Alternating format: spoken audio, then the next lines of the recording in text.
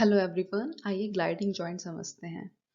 आप gliding joint समझने से पहले इस क्वेश्चन को अटेम्प्ट कर सकते हैं एंड में आपको इसका आंसर मिल जाएगा। तो ग्लाइडिंग का मीनिंग क्या होता है? ग्लाइडिंग का मतलब होता है स्लाइड करना, जैसा कि हम पैराग्लाइडिंग में करते हैं। हम पैराग्लाइडिंग में क्यों कर पाते हैं? क्योंकि जो यहाँ पे सरफेस होता है एकदम प्लेन होता है, जिसके ऊपर हम स्मूथली ग्लाइड कर सकते हैं और यहाँ पर कोई भी रोटेशन पॉसिबल नहीं होती है।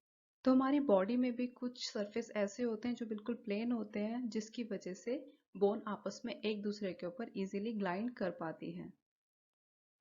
जैसा कि जब आप अपनी रिस्ट को प्रेस करते हैं, तब हमारी पाम और रिस्ट में कुछ बोन होती हैं जो इजीली एक दूसरे के ऊपर फ्रीली ग्लाइड कर पाती हैं।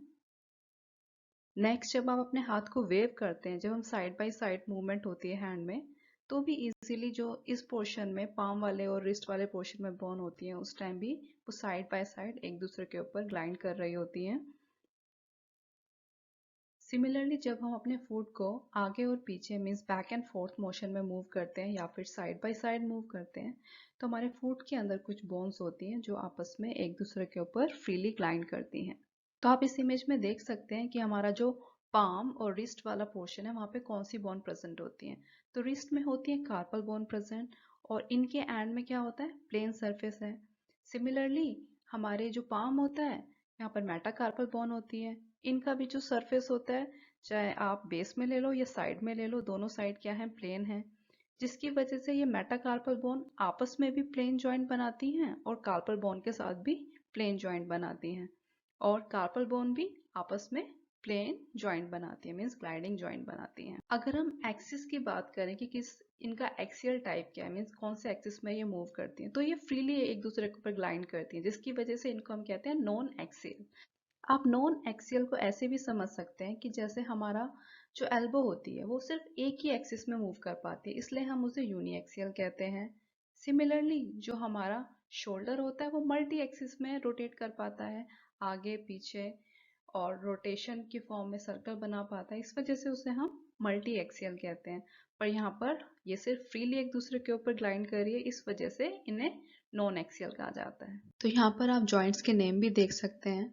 जो कार्पल के बीच में प्रेजेंट होते हैं जॉइंट, उनको कहते हैं इंटरकार्पल।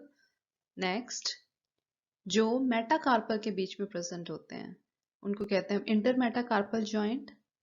और जो इन दोनों के बीच में प्रेजेंट होते हैं, कार्पल और मेटाकार्पल के बीच में, उनको हम कहते हैं कार्पो मेटाकार्पल जॉइंट। सेम हमारे टू में भी प्रेजेंट हैं, जो हमारे टार्सल के बीच में होते हैं, उन्हें हम कहते हैं इंटरटार्सल जॉइंट। जो हमारे मेटाटार्सल के बीच में होते हैं, हम उन्हें इंटरमेटाटार्सल जॉइंट कहते हैं। और जो इन दोनों के बीच में प्रेजेंट होते हैं, उन्हें हम टार्सो मेटाटार्सल जॉइंट कहते हैं।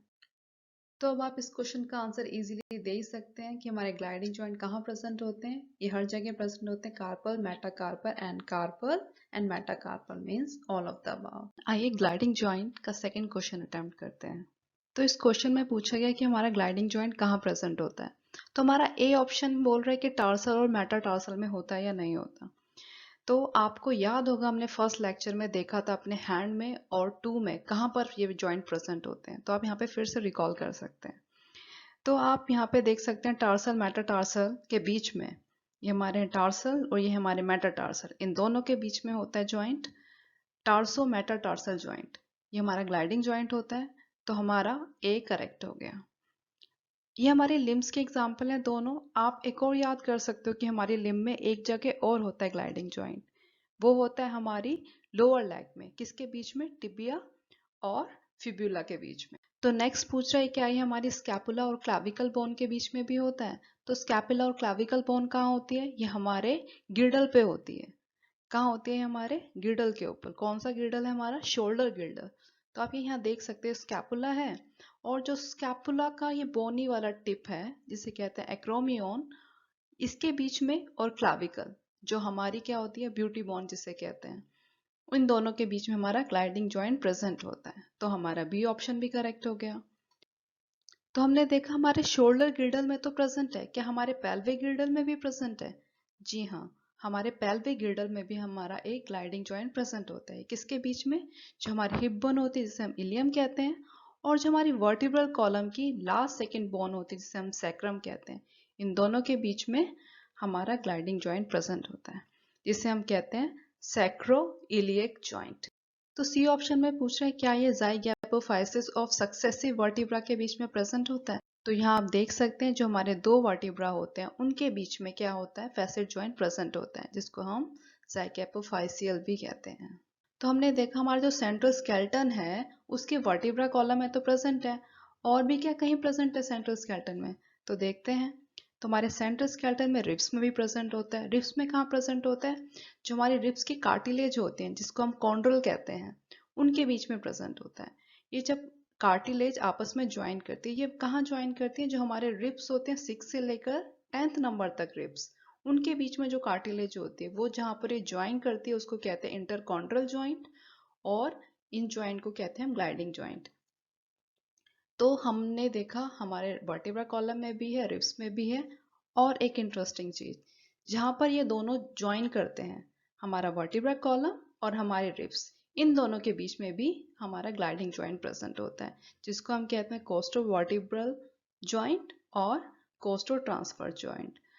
कोस्टो वर्टिब्रल ज्वाइंट तो हमारी मेन बॉडी से जो अटैच होता है, और जो इसका एक्सटेंडेड पोर्शन होता है उसको हम कहते हैं ट्रांसवर्स। और कोस्टो का मीनिंग क्या होता है, कोस्टो का मतलब होता है रिब।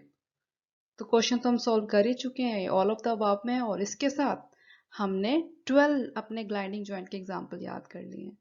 आई होप ये आपको समझ आ गया होगा। अगर आपके कोई भी क्वेश्चन है please ask me in comment section. Thanks for watching.